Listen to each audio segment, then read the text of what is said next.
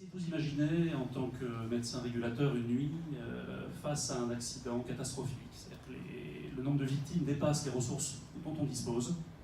On va partir sur un accident de bus, chose qu'on connaît malheureusement bien sur les routes des Landes.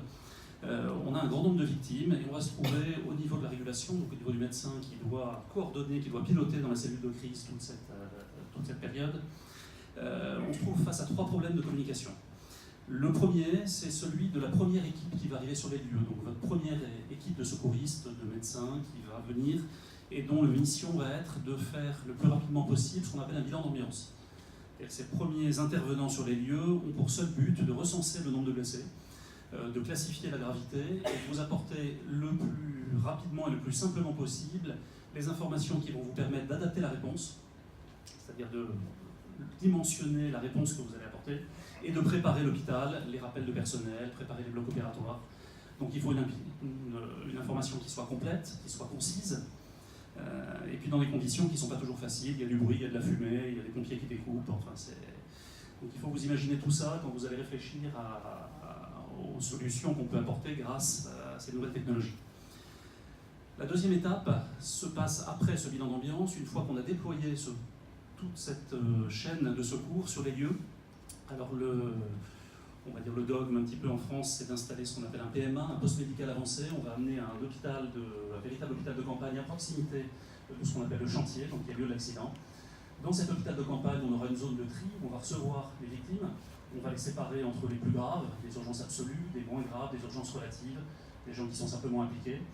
Et tout au cours du déroulement de ce plan rouge, de ce qu'on appelle maintenant un plan Novi, il va falloir informer de façon régulière la régulation, la cellule de crise, à la fois pour préparer l'évacuation, est-ce qu'il faut un hélicoptère, quel patient doit partir avant quel autre, est-ce que l'amputé va aller directement au bloc opératoire, est-ce que le traumatisé crânien va aller directement en neurologie. Donc il y a tout un travail d'adaptation de la réponse pour chaque patient. Deuxième fil de communication qu'il va nous falloir optimiser. Et puis si on veut se projeter un petit peu plus loin, on a des médecins sur site qui ont besoin de travailler sur des patients, qui ont besoin de faire des gestes médicaux, qui ont besoin d'avoir les mains libres pour ça. Est-ce qu'on pourrait, grâce à ces fameux casques de réalité mixte, leur apporter toute une série de choses qui leur manquent, un outil informatique. Vous connaissez bien le sujet, je vous mettre un petit peu en trait et puis vous aider à vous donner des pistes sur ce qui est réaliste, pas réaliste et ce qui est concret. Parce que super, c'est de la réalité mixte, les technologies, ça c'est Jérôme, François. C'est marrant, moi je fais des tests logiciels agiles, je viens de transition professionnelle actuellement, je vois beaucoup de sociétés pour trouver mon prochain job, et puis je suis passionné depuis longtemps déjà par l'innovation, la 3D, je fais passer en 3D. Voilà, le mode d'emploi, voilà, là du coup c'est comment est-ce que on va s'en servir et comment est-ce que l'usage sera plus simple. Voilà. Ça, je vais vous laisser brainstormer tous ensemble. Vraiment, allez-y à fond. Les personnes ne jouent pas de l'un ou de l'autre. On est juste en train d'observer la scène en se disant est-ce qu'on sait dans cette situation qu'on a peut-être déjà vécu nous-mêmes en ayant été dans des soit témoins, etc. Qu'est-ce qui bloque la communication et qu'est-ce qui fait que finalement ce batterie n'avance pas aussi vite et qu'elle est toujours sur place. On fait un premier tour de post-it, vous écrivez une idée par post-it. C'est juste pour faire sur la situation d'urgence, en fait, c'est un paramètre. En fait, on préfère, si tu veux, mettre un truc où on va peut-être faire une interaction qui va se mettre une patient, si tu veux, même si ça interagit. Si tu veux, donc, si on est en cas avec des urgences,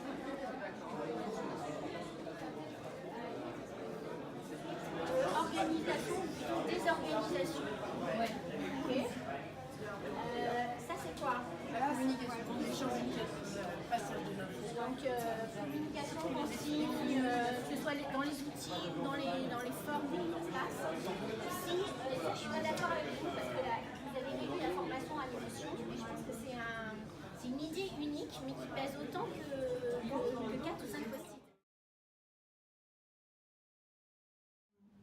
Un traducteur en temps réel pour communiquer entre des personnes de plusieurs nationalités, par exemple. Solution, imaginez un dispositif de scène de réalité augmentée distribué entre tous les agents qui interviennent pour que justement on évite la redondance sur les actes d'identification, de cartographie, d'intervention, pour centraliser l'information, qu'elle soit immédiatement redistribuée à tout le monde et qu'elle puisse être exploitée immédiatement. Collaboratif pour pouvoir partager, capitaliser l'information afin d'être en mesure d'améliorer les situations de formation.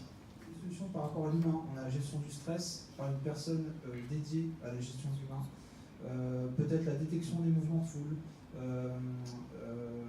notamment avec les smartphones, leur localisation. Il faut au moins 15 minutes pour qu'une équipe de secours puisse intervenir. Et vous, qu'est-ce que vous pouvez faire en 15 minutes? On a inventé le premier casque de première intervention collaboratif. Alors en fait, voici la boîte, donc avec un casque de VR classique. Mais l'invention, c'est qu'en fait, on va vous détailler l'usage. Lors d'une catastrophe, on aurait avec un logo qui serait identifié comme les défibrillateurs, pour qu'une première personne puisse prendre le casque, être directement en communication avec le centre du SAMU.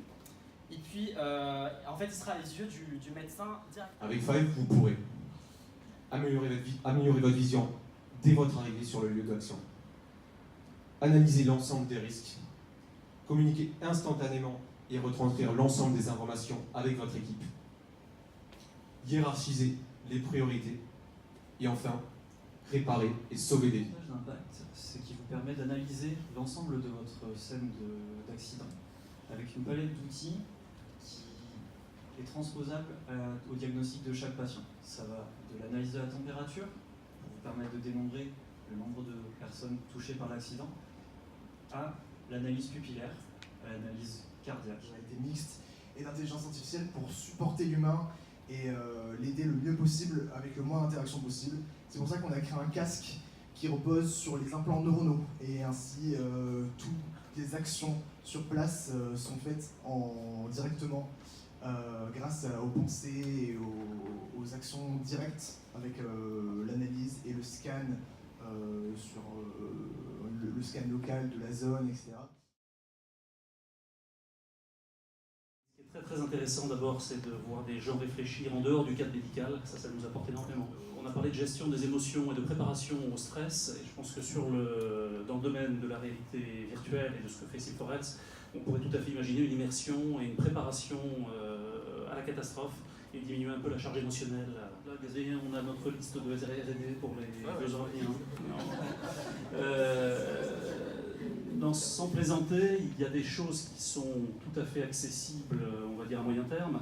Je pense à cette idée absolument géniale de géolocaliser, de marquer les victimes par un système de mixed reality partagé, voire de le donner directement au premier témoin, je trouve ça absolument génial. Techniquement, c'est faisable. Deuxième point qui m'a retenu mon attention, c'est le problème de la langue, parce qu'effectivement, c'est une réalité. Nous, sur cette grande route des Landes, on a très régulièrement des bus vers le Portugal, vers le Maghreb, et les accidents sont assez régulièrement avec des patients étrangers, et c'est un vrai problème. Donc, probablement une piste à creuser, et avec des solutions qui existent déjà au niveau technologique, donc on pourrait probablement adapter assez facilement. C'est l'idée de relever les constantes vitales directement à partir du casque, et ça, c'est quelque chose qui est déjà en partie possible. Il faut savoir que Microsoft a sorti il y a quelques semaines une API qui permet simplement, je crois que c'est à partir des variations de coloration de la peau, de calculer la fréquence cardiaque.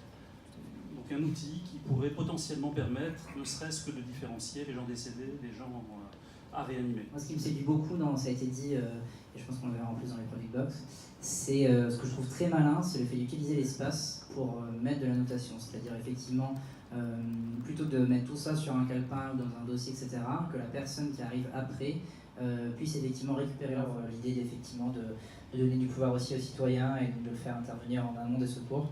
Je pense que ça va dans dans la vague actuelle qui est de effectivement donner du pouvoir à chacun et de remettre la santé au centre de la société, du citoyen, et de dire que c'est pas que les profils de santé qui sont acteurs de la santé. Ce qui me plaît beaucoup là-dedans, c'est que vous avez une approche systémique et ça c'est hyper intéressant. Vous avez pensé à intégrer beaucoup de paramètres, les aspects culturels avec la langue, le côté humain augmenté.